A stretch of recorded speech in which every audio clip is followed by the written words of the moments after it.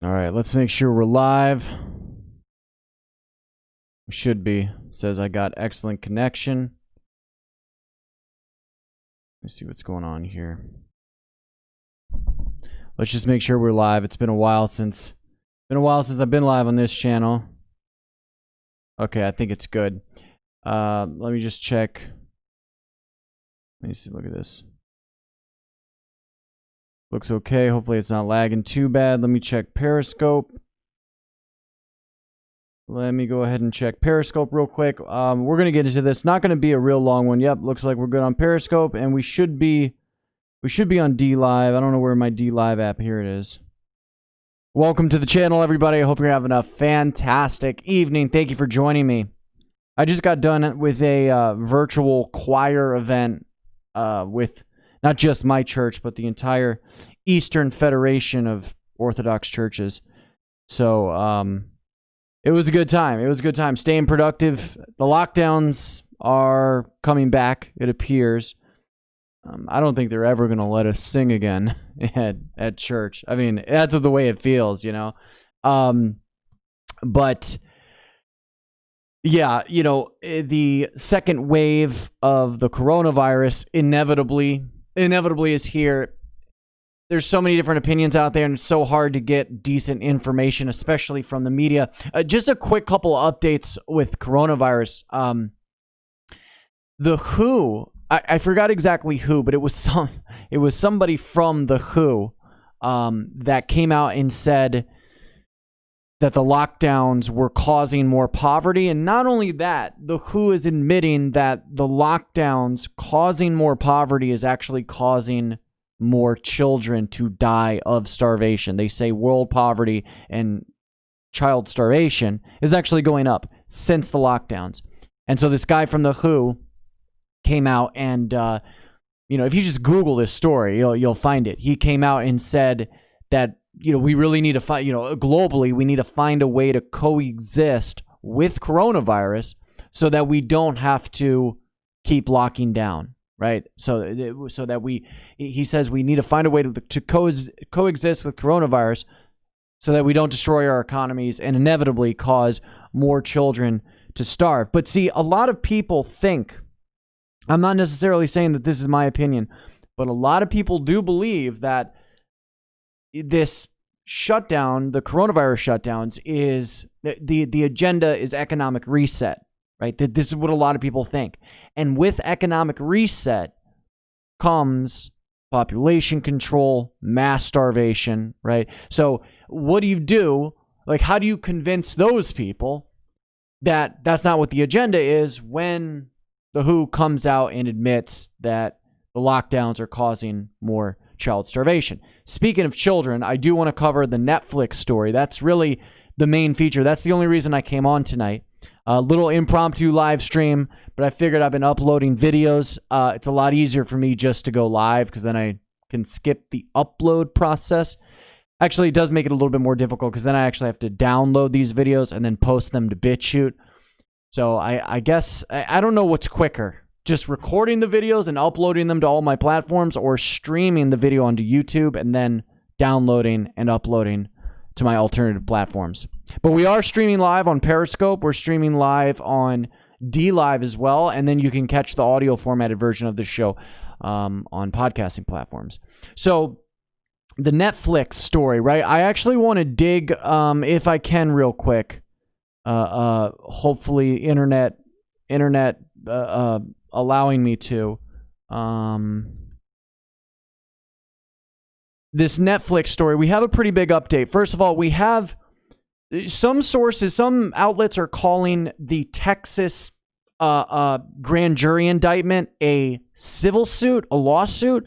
And then there's other sources that I've seen that are calling this a criminal charge against Netflix. But regardless, yes, Netflix has been indicted by a grand jury in Texas for lewd content, you know, pushing child porn, basically, right? That's what they're being indicted for.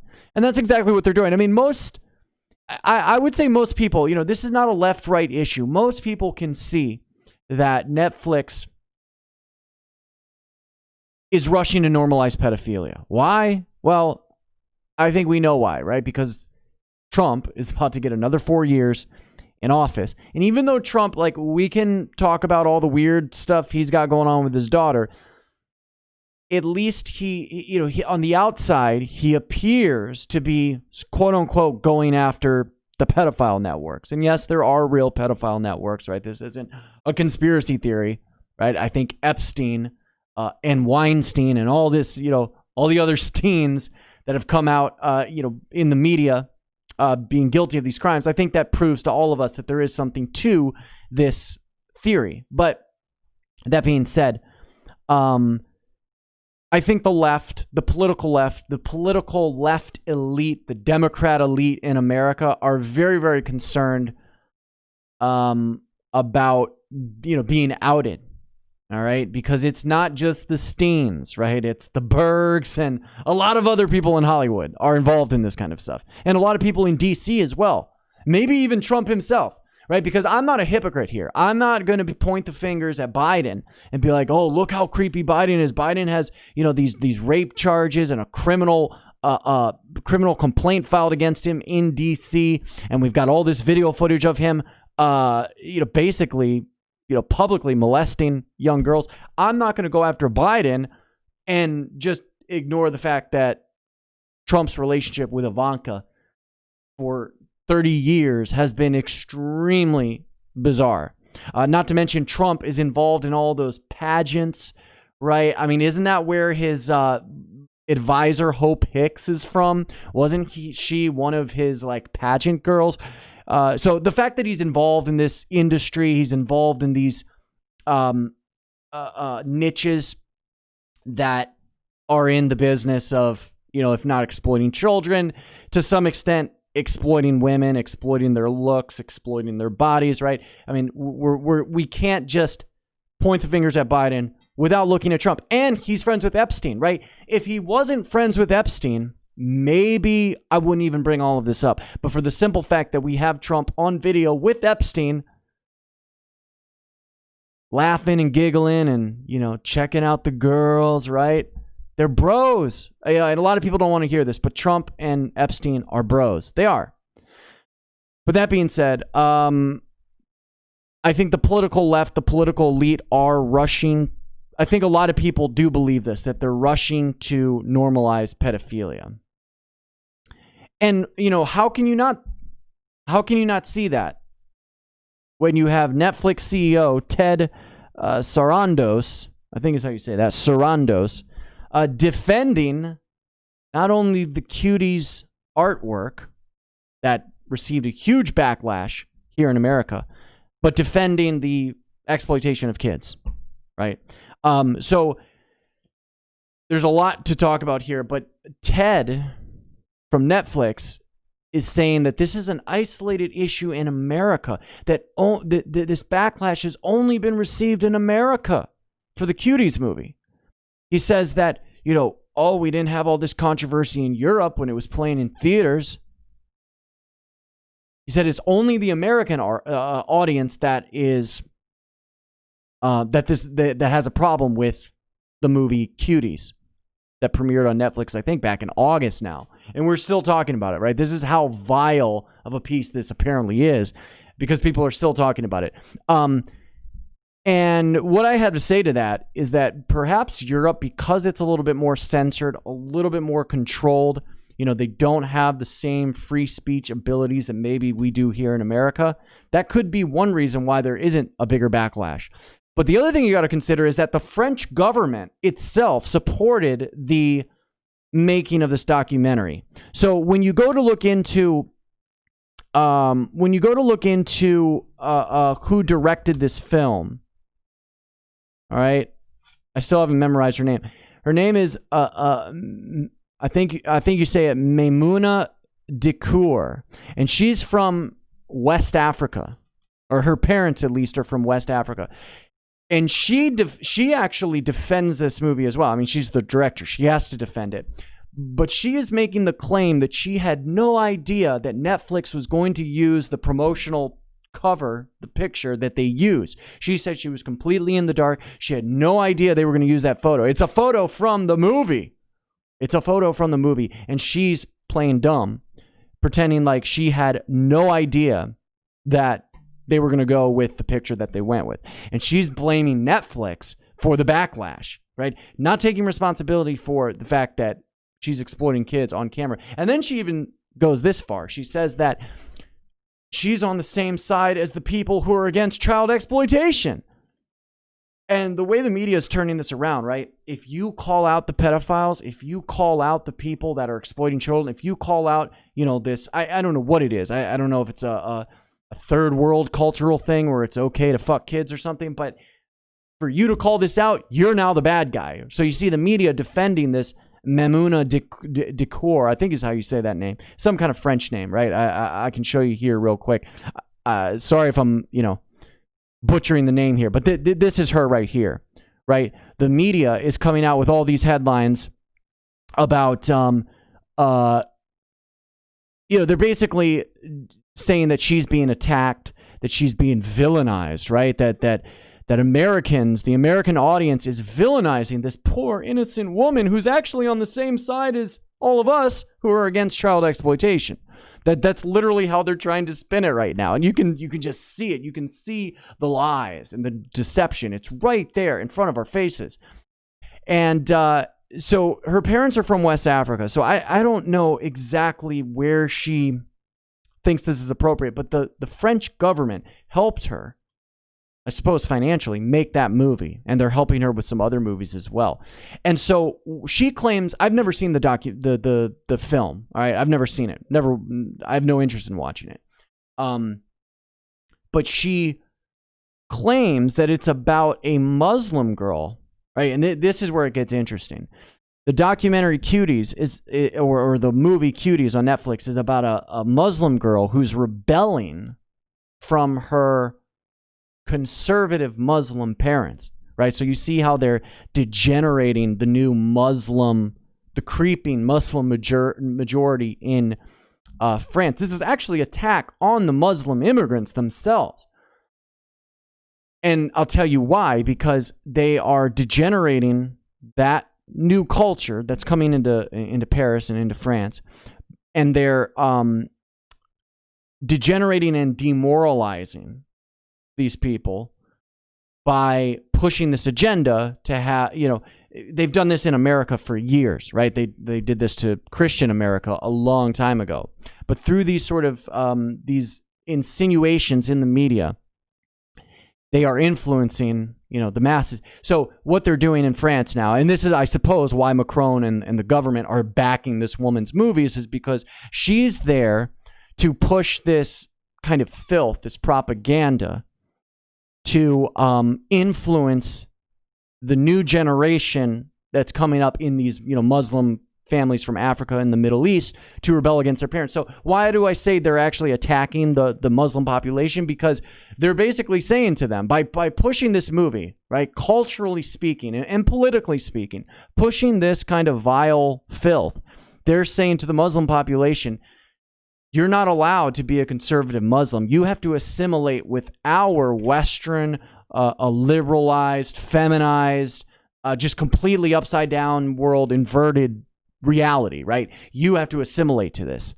So they're attacking and believe me, I don't like, I'm not a big fan of conservative Muslims or radical Islamic extremists, but they are attacking conservative Muslims in France because they know that their children are going to see this movie and they're going to be influenced and think that the degenerate Western feminized, transgender culture is better and should be adopted, and that, you should basically rebel against your conservative Muslim parents. So that's why I say that this is an attack on them. But why would they be focusing on that group? Because that group is huge, right? They're bringing these people in every year. And even if the rates of immigration have slowed a little bit, the damage has kind of already been done. It just goes to show you, because this is a French movie, right? It goes to show you how big of a population it must be over there if they're going to target this same sort of liberal, or I should say leftist, Marxist trash, if they're going to target this to the Muslim population, it must be pretty big in France, right? And the reason they're doing this is because, you know, they want the Muslims that have come into France and into Europe to adopt the degenerate, you know, Western transgendered culture, right? Where everything's upside down, everything's inverted, right? There are no genders. There's no male and female. There's no borders even between adults and kids, right? I mean, basically what Netflix is pushing is an agenda where they want everybody to adopt this idea that it's okay to, you know, cross those boundaries that really we've European and Christian society has set these boundaries a long time ago, you know, that you don't exploit children, right? But they want to turn all of this upside down. But see, it's not just the Christians they're attacking the conservative Muslims as well, right? That's why they picked a conservative Muslim girl as sort of the protagonist in this film, and she's rebelling against her parents to join this dance group, right? And the media calls it raunchy, right? But they justify it. They say it's raunchy. Even Netflix themselves admits that the cover was inappropriate. It was in poor taste, but they can't just admit to what they're actually doing. And I think this has something, you know, I would have to agree with the consensus out there that this is some sort of agenda to quickly normalize this kind of stuff, right? Because they know more people are aware of what they're doing. And so before they get outed, if they normalize it, right, well, then they don't really get outed. You see what I'm saying? So I think we're going to see this controversy continue. I think Netflix is going to continue just to push it. But I will say this. There could be some sort of justice here. Goldman Sachs, right, because I've been following the stock thing a lot, right? I'm trading every day. I'm investing. And Goldman Sachs, an analyst from Goldman Sachs, says that they actually lowered their rating for Netflix, right? Their buy rating for Netflix. And the reason being is that their projections, this analyst's projections for Netflix's subscribers is that they're actually going to lose 2.5 million subscribers in the United States during the third quarter or by the third quarter. So it's a pretty big loss for Netflix, but you know, they're global, so you have to take that into consideration as well. If they're not experiencing much of a backlash in these other countries, right, in European countries, and remember, they have a lot less free speech than we do here in America, right? You could probably go to jail for attacking this movie because it was made by a Muslim black woman from West Africa, right? So if you attack this movie, they could probably charge you with hate speech. Or if you criticize this movie, they could charge you with hate speech and lock you up in jail. So that's probably why they're not getting as big of a backlash in Europe as they are in the United States. But it doesn't matter, right? Because the whole rest of the world, if you know, the rest of the world is kind of just submitting to this, well, fuck what the Americans think, right? I mean, we used to be one of the most influential countries in the world, but because we've sort of, in a lot of ways, we've allowed, you know, and I say we, generations before me and millennials, we've sort of allowed ourselves to be demoralized to a point where, you know, these kind of very perverted and you know, satanic ideals have become quite normal, quite tolerated, right? And see, this goes against, this is the last point I'll make here. This goes against what the political left and what the elitist left, especially in Europe, claim about tolerance, right? Because if they were really tolerant, they wouldn't be trying to attack the conservative Muslim base that is growing in Europe. They wouldn't be trying to attack them through this media, right? Picking them to try to influence their children to rebel against them and join this, you know, westernized, liberalized, feminized, transgenderized culture, right? For the simple fact that they're going at that they picked you know, the Muslim girl rebelling against her parents to join this degenerate pedophile dance group. Well, that shows you right there that they're not tolerant at all of these new people and their religion and their ways, right? Because there's, this media piece and the government of France is backing it, right? So you know that this is organized. It shows us right there that France is not tolerant at all, right? The political left is not tolerant at all. In fact, they're doing the same exact thing to conservative Muslims as they did to conservative Christians in Europe and in the United States. And look what the end result is, right? Like, look at this very secularized society that we live in. Well, what is the end result, right? The end result is mass upheaval, riots, arson, just a complete breakdown of, the America that we knew. Right. And it's not supposed to be all doom and gloom. Right. Because you can look at Brazil. Brazil is a shithole, literally a shithole. It is a very, very bad place to live. But society does still flourish. Right. I'll grace them with that word.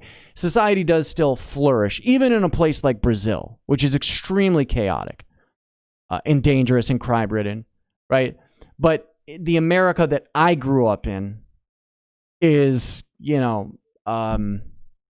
maybe gone forever at this point. And it's because one of the reasons is because we've been subverted from the top down, right? The media is extremely powerful. That's why we always talk about them, because it's an extremely powerful entity. And the media, right? They figured this out a long time ago. The media shapes and engineers the society. It's a monster, right? It's a beast.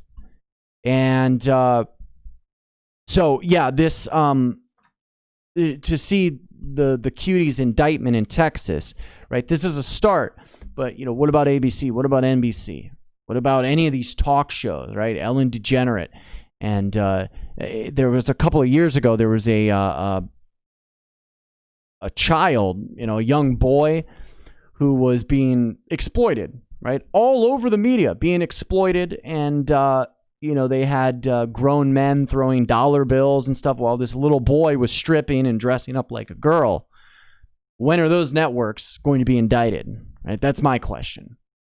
So the other thing that I saw was, I don't have my notes with me. I wish I had my notes, but there was the other thing I saw was, apparently, new evidence has come out. This was a New York Post article being heavily censored, by the way, by Twitter and Facebook. But a new New York Post article came out about the Hunter Biden, Ukraine, scandal. And so apparently cracked out Hunter Biden dropped his laptop off at a computer repair store back in 2017, I think, and never came back to pick it up. So the computer repair guy scan the hardware, apparently, the hard drive, and what he found was evidence, emails from higher-ups at that company. I think it's called Burshima in Ukraine, that Hunter Biden was being paid $50,000 a month to do work for. All right, the higher-ups in that company were emailing Hunter Biden and thanking him for introducing his father to them. Okay.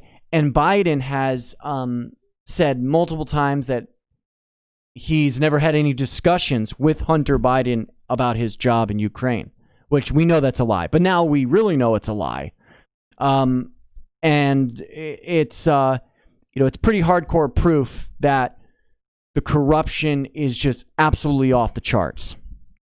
All right. But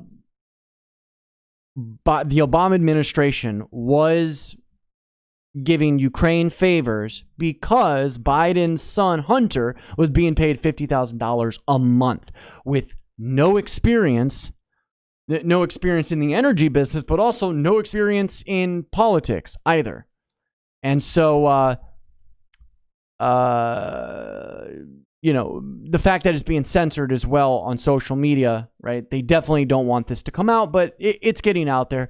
Whether or not it's going to affect the election, if the Democrats are going to cheat maybe it won't affect the election that much. But the other thing, too, is I called him Hunter Biden the crackhead, or crackhead Hunter Biden.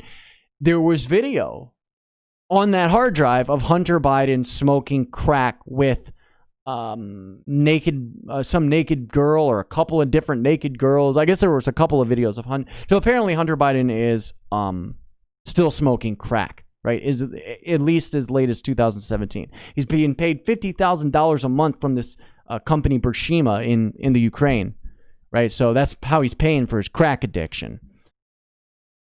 I wonder if that will come up in the next debate. People are saying the reason they want to do the virtual debate is because Biden might actually have COVID-19. And the other thing, too, a little Tara Reid update. Biden says he doesn't remember Tara Reid. Some of his aides that worked for him as a senator in Delaware claim that they don't remember working with Tara Reid. And this was in the Australian media, the Australian 60 Minutes, I think. They interviewed Tara Reid, and Tara Reid had a video that she found of her working as an aide in Joe Biden's office when he was a senator. All right. So she's mingling, right? Even arm in arm with the men who worked for Biden, claiming that they don't remember her. They never worked with her. They have no idea who she is. Well, they're on video with her, right? So you can definitely easily find that. So all that being said, this is some pretty crazy stuff, guys. Was there anything else that I was going to cover? There's the Trump COVID stuff, right? I told you guys, I think Trump was basically doing some sort of mock ritual of the crucifixion, right? That's what this whole, think about it. He goes into the hospital on a Friday, right? The crucifixion. Goes into a hospital for 3 days. And then he comes out and tweets about how his plasma is going to be in the vaccines, right? His blood. It's maybe he's trolling about this, right? But part of me thinks he's serious. Maybe this is, in a way, he's sort of, not only mocking the crucifixion, but also,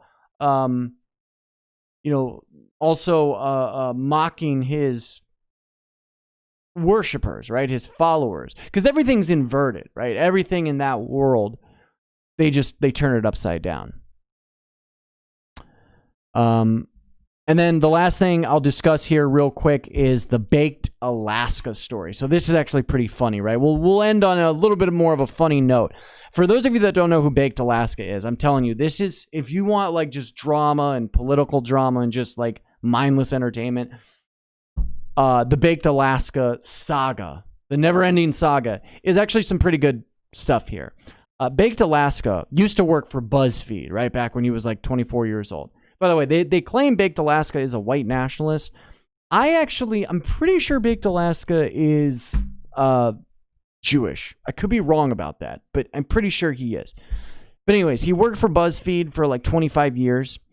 I'm sorry, when he was like about 25 years old. He's like probably my age now. He worked for BuzzFeed, and then he left BuzzFeed to sort of grift back in 2016, 2017, to grift in the alt-right. And for those of you that may not be familiar with that term, it was coined, I think, by Breitbart and Steve Bannon. And the mainstream media kind of turned it into something completely different, right? Because Breitbart, Steve Bannon, right? That's not Richard Spencer, right? That's not the Daily Stormer. But the mainstream media kind of turned it into all of that, right? David Duke, KKK. And so the term got, associated with extremism and, what the media calls extremism and white nationalism, all this kind of nonsense, right? But anyways, Baked Alaska was one of the prominent figures in this alt-right, psyop that we saw unfold in 2016. And what's held against him to this very day is the fact that he was live streaming at the Charlottesville event, right? The Charlottesville Unite the Right rally. All right, so people are still using that against him to this very day. And that's why, you really don't want to be politically involved. You don't want to, I wouldn't want to take that chance, right, of getting into any trouble, like at a, that's what happens, right? That's why they want us out there on the streets. They want us out there, ultimately, killing each other, right? So it's just always a bad idea. And Baked Alaska, the fact that it's still being used against him, and not just him, Nicholas Fuentes, James Alsop, right? The fact that all of these guys were at the Unite the Right rally, they're never going to work again on social media as long as they live, right? They're not even going to be allowed to have a channel because they were at that event. So, but anyways, Baked Alaska was, on stream at that Unite the Right rally. He was shaking hands with David Duke and, talking about saving the white race and stuff. So there's all these really cringeworthy clips, but Baked Alaska is just a grifter, right? He's not, and I'm pretty sure he's Jewish. So he's not like, I don't think he's a legit, white nationalist, white supremacist. I think he's just a grifter. I used to think that maybe Baked Alaska is a Fed, right? Because that seems like something a Fed would do, right? Work at BuzzFeed and then grift in the alt-right, go to the Unite the Right rally, stream all these, people saying all this stupid shit, right? Like, that's what Baked Alaska does. He Fed posts, right? His channel, before it was banned, and I haven't even gotten to that part, but his channel is basically just one big Fed post fest. That's what Baked Alaska is. So he did like live streams or I guess you could say interviews or debates with Richard Spencer, Andy Worski, that other guy from the public space. What else has he done? I mean, there's just so much. Like he was even in the Ice Poseidon clique for a little while, for like a hot 2 weeks before Ice Poseidon, I don't think, knew about all the alt-right stuff, right? Because this is what Baked Alaska does. He goes away for like 6 months. He gets kicked off, or everybody just ends up hating him. He goes away for like a year. Then he comes back, right? And he starts grifting and so much. So that's how he got to the Ice Poseidon, clique. And let me know if I'm giving you guys a good summary. For those of you that follow the whole Baked Alaska thing, I think this is a pretty good summary of the events that have transpired. And then Ice Poseidon, about 2 weeks into Baked kind of hanging around and grifting and, leeching over there, Ice Poseidon found out about the Unite the Right rally and the all-right stuff and basically banned him from the streaming, the clique, right? When Ice was really big out in LA. So that's kind of what Baked Alaska is known for, right? He's a grifter. He grifts. He's just sells his soul, right? And that's partly one of the reasons why I'm a little suspicious. Maybe he is a Fed, right? He could be some kind of, he could be like a Fed asset or like a Fed, I don't know, yes man, is that the correct term? Maybe they're shuffling out a couple of. We know he's pretty rich, right? Because I do believe he owns a home in Los Angeles, so he's pretty well off, right? Maybe that's maybe more of like a generational wealth kind of thing, or maybe somebody's paying him to do all this stupid stuff, right? I'm just kind of putting ideas out there. I'm not saying he is a Fed 100%, but I've always kind of, he could be a Fed, right? Because he this is what he does. He links up with people like Nicholas Fuentes or any of these guys, Worski, and he just says really cringy stuff. He says stuff that is going to come back to haunt the people he's associating with, right? This is what the Fed does. He says and does stuff that will not only come back to haunt him, but it comes back to haunt the people that he's associated with, right? Like the Fed posting. So that's why I sort of, in the back of my mind, I'm always like, is Baked Alaska, is he like low-key some sort of, Fed disinformation agent? I don't know. I'll let you ponder about that. Well, he's been banned from YouTube, apparently. All right. And why was he banned from YouTube? Well, a bunch of leftists on Twitter ratted him out. But he was live streaming. So Baked Alaska came back about a month ago, maybe. That's when I saw him. That's when he popped up on my radar. And he's now an IRL streamer again, right? He's trying this out. About a year ago, he made a video where he apologized for being in the alt-right. He said he was wrong and his mind was twisted and he had fallen for the racist propaganda, right? He made this confessional video about how he went wrong. That was like a year ago. We didn't really hear from him. I think he might have released one of those cringe songs. Like I guess he releases music, if you can even call it that. But he came back maybe a month or so ago, and he's now an IRL streamer, right? Because I guess there's a void now for content since, Ice Poseidon kind of fell off and that group fell out. So Baked Alaska's joining the likes of Blade and Chicken Andy and Mondo and all these characters out there in LA. And they're meeting up at these rallies and stuff. And so Baked Alaska's hyped up because he's at the Trump rally. And yeah, he's back to, trolling people about Trump, trolling social justice warriors. He uses all this terminology and all this, crap from 2016. It's pretty cringe, but it's entertaining, right? I'll give it to the guy. Entertaining as fuck. And so he's hyped up from these rallies. He's getting in fights with Corinne and that cokehead Cassandra. It's just off the wall, right? So he goes into this is what he gets banned for just a couple of nights ago. He goes into a gas station and they ask him to put on a mask. Several times they asked him to put on a mask, right? And he's protesting, the mask wearing thing. So he in one store, he throws his dirty mask at the store employees. The cops come and almost arrest him. I don't think they did arrest him, but they almost arrested him that night. And then it was either the same night or the night before, he's in another store, like a gas station, and he's calling the gas station employee a fat bitch, a social justice warrior, you fucking communist, I'm not wearing a mask, fuck you, you can remove me from the store.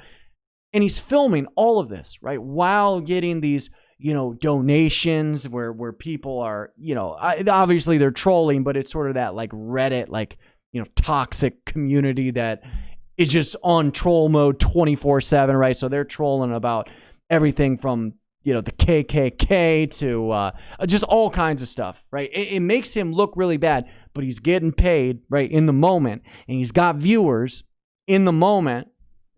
So I think even if he is a Fed, it doesn't matter. If he's not a Fed, if he is a Fed, it doesn't really matter. I think he's addicted to the attention, right? He just wants some attention. Can somebody just give Baked Alaska some attention, right? And the strange thing is I think he has a girlfriend. And I forget what her name is, but she was like an alt-right grifter back in 2016, right? She was like this 18-year-old kid who was basically just copying Lauren Southern videos. Anyways, Baked Alaska ended up with her, right? Cute girl, crazy as fuck. I remember a stream like 2 years ago. She started, I think, like slitting her wrists and shit. Hampton Brandon and that black guy with all the tattoos all over his face. They were at Baked Alaska's, mansion / shack in LA. And his girlfriend was there. I forget her name. She was some alt-right grifter girl. I really can't remember her name right now. But she went crazy and they had to call the ambulance. It was nuts. But, he's got like this cute girl, right? And he's out here acting like just absolutely crazier than she is, You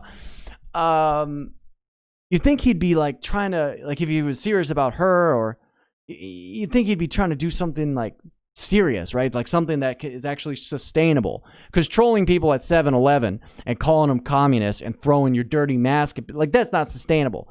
Right? You might get away with it one time, but he got called out on Twitter and leftists tagged YouTube, right? Clips of his stream. And we're basically like, why does this guy have a platform on your why does he have a channel on your platform? And Baked Alaska got banned, right? What he got banned for probably was the racist, and I don't say that as a leftist, right? Because I think people, if they want to talk shit, like, it doesn't bother me. It really doesn't. People talk shit about white people all the time. It really doesn't bother me. Unless I see, like, the government co-signing, racist violence against white people. That's kind of an issue. But, as people are, they're going to talk shit, it doesn't bother me. So I'm not saying, like, he was being racist as like coming from a leftist, but stuff that could be interpreted as, explicitly racist content that was, on his channel, the donations were, it was just, explicit racism 24/7 coming from those donos. So he's like getting paid for all of this toxic, kind of racist shit. YouTube's not going to like that. And they're definitely not going to like him, calling, harassing store employees and calling them communists and,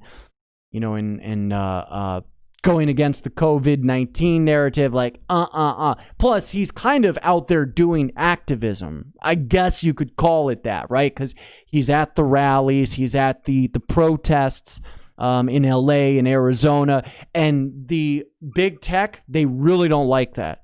Right? Like, they might let somebody like me just kind of come on here, because I just come on here for entertainment purposes and just, I talk shit for a half an hour, So they might tolerate that for a little while, but they're definitely like, if you're going to get politically involved or you're going to be going to these rallies and, hyping up the viewers and really going against, the establishment, against the COVID-19 narrative, they're going to get rid of you, right? I'm trying to think of other people they did it to. Like for instance, Nicholas Fuentes and James Allsep. If they had not been at that Unite the Right rally, it's possible they would have still had their channels, right? Because when the ADL comes after you, right, that's what they do. They use at these rallies that have already been deemed, racist, white supremacist gatherings, criminal extremism, right? Terrorism. They've already associated you with all of that. That's why all these people don't have channels to this very day. It's like, I feel like there are like that. There's probably a lot of feds that go to these things and they are there to make you or anybody that's there just hypothetically look bad, right? That's why you want to stay away from that stuff. And you don't want to get involved in, things that have a name, right? Unless it's like your religion, right? You don't want to get involved in groups that have a name because, like the Proud Boys, for instance, right? That's basically a group that gets together in California wearing their MAGA hats and they walk up and down, Santa Monica Beach, right? That's how they got started. But now you've got a bunch of weirdos that are calling themselves Proud Boys that are probably Fed agents that are dressing up like militia guys and talking about killing people, right? And so then the media and the ADL and the government can all come down and say, oh, the Proud Boys is a terrorist organization. So you don't want to get involved ever with something that has a name. And so Baked Alaska, he's either one of the stupidest people in the world just for associating his name with all this stuff and doing what he's doing just for the sake of content and, donos. He's either the stupidest person in the world thinking that he's going to get away with all of this, or he is some sort of disinformation agent, some sort of agent provocateur. He could be that guy that is there to tarnish the reputations of others online, right? And that way, years later, if people do grow big platforms or they, become influential politically or socially in some way, the deep state can come back and be like, oh, well, we got this footage of let's say, let's just say Andy Worski, right? We got this footage of Andy Worski. Let's say he has a big comeback or something. We got footage of Andy Worski with our agent Baked Alaska, and he's talking about white power and, at this white supremacist rally, and they'll just ban Andy Worski, right, off of social media, if not arrest him. So, for that simple fact, I would never, ever want to be anywhere near Baked Alaska. It's funny to watch. Like, don't get me wrong. It's kind of funny just to see all of this go down and just the drama and the fact that he's been grifting so hard for 5 fucking years now. I wouldn't want to be anywhere near him though, because I don't know. I smell something. Something is really off. Something is really, really off. Maybe the guy is just rich because, I don't know, maybe it's some sort of, like I said, a generational wealth that has been transferred to him.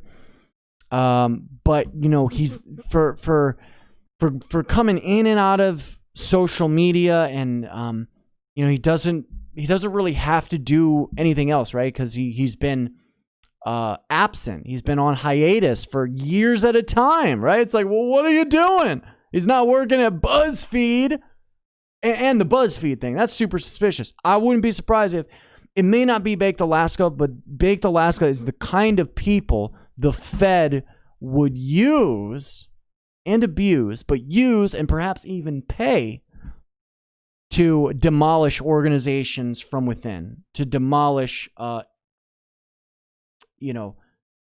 maybe non-for-profits that they don't like, maybe conservative coalitions that they don't like, maybe online movements or personalities that they don't like. I'm not saying it is Baked Alaska, but, you know, because we talk about conspiracies and stuff, Baked Alaska is the type of person that they would use. And I'm very suspicious, personally, of, you know, who he is, who he's working for, what he's really... I don't think he's a white nationalist, you know?